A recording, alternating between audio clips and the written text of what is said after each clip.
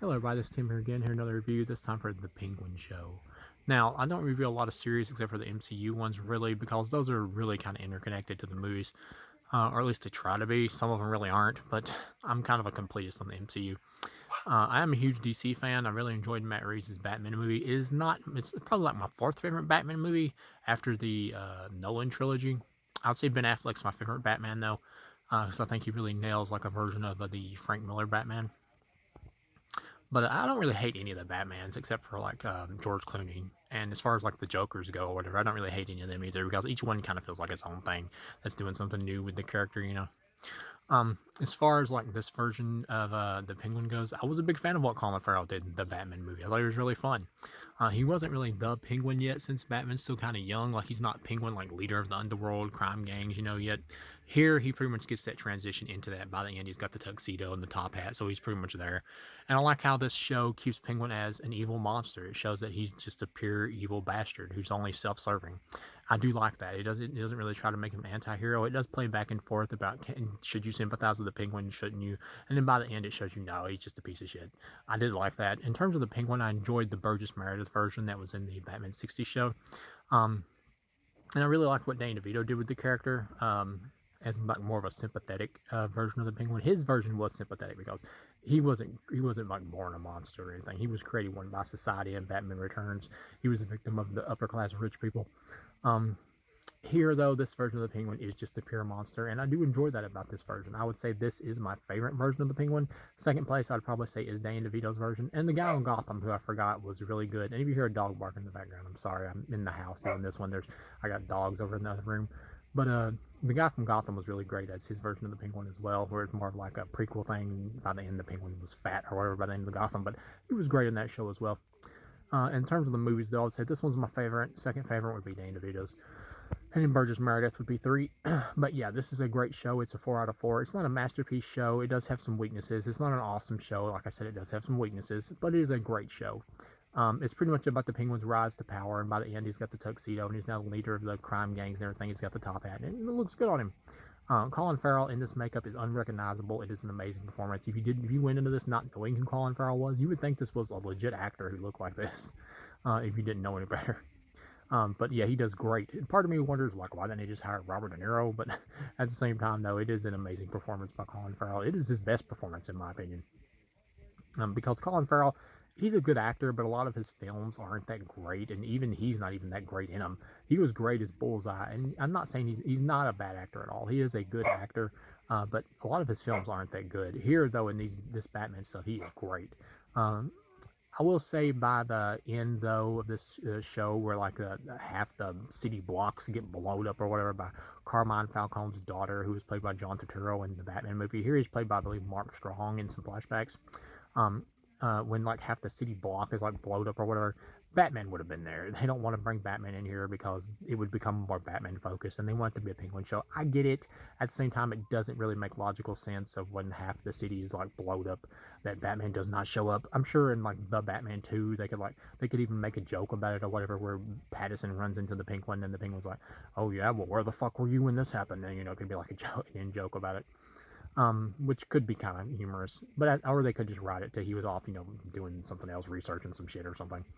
But yeah, that is kind of a hurt spot in the film. But pretty much with the show, it's like 8 episodes. You get the Penguin is like this underestimated character who's like mistreated or whatever, and the show tries to go back and forth about should you sympathize with him, should you not, and by the end they show no, he's just a pure-blooded bastard, which I liked that approach. Um, he was pretty much always a monster since he was little. He's just a self-serving character who cares about nothing and no one. Like he may have some affection for other people or whatever, certain people, but at the end of the day, he's completely self-serving, and he would sell out anybody to further his own gain. Like you find out in flashbacks that he actually killed his own brothers because he was jealous of them getting more attention from his mom or whatever, and because they could walk and he had a club foot, so he ended up like locking them in this storm drain or whatever as revenge for them, like climbing down a ladder knowing he couldn't do it, so he was angry. And at first you're like, well, he's kind of angry. Maybe he killed him on accident by locking him in there. But you get the idea later on, though, when he's like back with his mom and he tells them that they went to the movies and he's like seeing all the big rainstorm outside, that he knows that they're probably something bad might happen to him, and he doesn't say anything because he doesn't care. He's completely self-serving. there's part of him that cares about his family. Like there is part of him that cares about his brothers. There is, and his mom and stuff. But at the same time, more of him overrides that. The bigger part of him is just 100% self-serving. So, they're all just means to an end for him. He doesn't truly care about anyone. He may have connections with people, but at the end of the day, he truly cares about no one except himself. And his like whole thing with his mom or whatever, it's like he has an Oedipal complex with his mom, where he like seems to like be in love with her. Um, he even has a prostitute or whatever that he even makes like dress up like his mom. Um, so he could like dance with her, and she could say like "I'm proud of you" or whatever, to make him feel like fulfilled. Because that's what he always wanted was his mom to tell him that she was proud of him or whatever, so he could. Because he kept telling her he was going to end up being rich one day and have her in a big penthouse or whatever, which he does by the end of the show. But at the end, though, she's like pretty much a vegetable, and you find out his mom always resented him and knew that he had killed his brothers, and that she just kind of faked it and tried to nourish the darkness that was in him because she felt like that's pretty much the only thing she could do. So you find out his mom pretty much hates him, and then by the end, when the penguin's like captured or whatever, they want the people who had him captured, which is Sophia Falcone, Carmine Falcone's daughter, who's pretty much in like a war with him because he kills her brother at the beginning. And granted, her brother was acting like a complete and total dick face, but at the same time, the penguin is a piece of shit. So by the end of the show, you're like, well, he probably deserved what the brother called him and stuff. But at the same time, though, he killed her brother because he was kind of an asshole. Even though the penguin is a much bigger asshole. So he's like in a battle with her or whatever throughout the show, and it's pretty much just like different people trying to rise to the top and all that. And you get the character Sal Maroni in here, who's in prison, who's played by Clancy Brown. He does a good job, but the way he's taken out or whatever, when he eventually like realizes the penguin killed his wife and his son, when he's like in a fight with him or whatever, and penguin's like holding his own pretty well, but it seems like Sal has the upper hand, and all at once Sal just like dies of a heart attack. And that was kind of lame. It was like a DX Machina thing. That was kind of lame. Just let the penguin kill him. Just have the penguin like grab a bottle or something and smash it and stab him in the neck with the end of it, like the shard or whatever. You could have just done that. But at the same time or whatever, though, that was kind of a lame part. Like I said, there are some weaknesses in the show where there's certain points where like the people capture the penguin instead of killing him. They're like, "We're gonna go through the entire plot," and it's like, just shoot the penguin. You'd win. It's over. So yeah, there's some weaknesses there, and other weaknesses are like Sophia Falcone's got like this psychiatrist or whatever who she met in Arkham when she was like wrongfully put in Arkham because her father called her like talking to a reporter, which was actually towed on by the Penguin, and in exchange he got like the Asper Lounge or whatever club that we saw in the Batman movie. And she got locked up in Arkham and pretty much tortured in there or whatever, to the point where she actually went insane. So by the time she gets out, she's pretty much crazy now. So you can have a little bit of sympathy for her, because even though she's evil now, it's from the abuse that she went through that's made her this way. Inherently, I think the character inherently probably is a good person at her core. But at the same time, she's been just consumed by rage and hatred and just the abuse and everything. So by the time she gets out, she's just nearly completely crazy. Or completely fully crazy. And I will say other weaknesses here, like I said, is that her therapist or whatever who's helping treat her. He helped treat her in Arkham, and he's on the outside as well, treating her still. And you can tell he probably has a thing for her sexually. That eventually she like comes to him and is like, "There's nothing wrong with us. We should just embrace our inner craziness and just be who we are." And he just shows up there and he's like, "Yeah, I want to help you torture and mutilate people." It's like, what? I just felt really fast tracked, and here's like even a scene towards the end, like I said, when they capture the penguin, and he's like threatening to cut off the penguin's mom's finger or whatever. The penguin won't admit to the fact he killed his brothers, and the mom's like, "I already know." Of course, by the end, she already knows because we find out she already knows.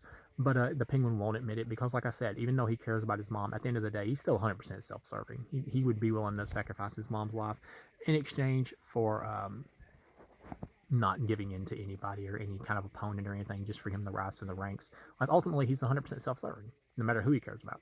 And there's this little black boy or whatever in the show who he catches like trying to steal stuff out of his car and everything at the beginning, along with this other group of kids, and he pretty much takes him under his wing and makes him like dump Sophia Falcone's brother's body. And eventually, he takes him in as a protege, even though he was going to kill him. He just has to take him in, but ultimately, they do form a bond, and you can tell the penguin does kind of care about him. But at the same time, like I said, he's 100% self-serving. He only cares to a point. So he just like uses the kid, and all through it, you can tell the kid's like looking at him like he's a father figure. And by the end, you know where this is going. If you've seen enough shows, you know the penguin's gonna end up killing him by the end. So at the end, by the time the penguin does come out on top with everything or whatever, by the end of it, and I'm sorry about the dogs barking again in the background. They bark anytime something's even near the door, And then by the end or whatever, the Penguin does kill him because after he's won everything, he's now the top of the crime organizations in the city.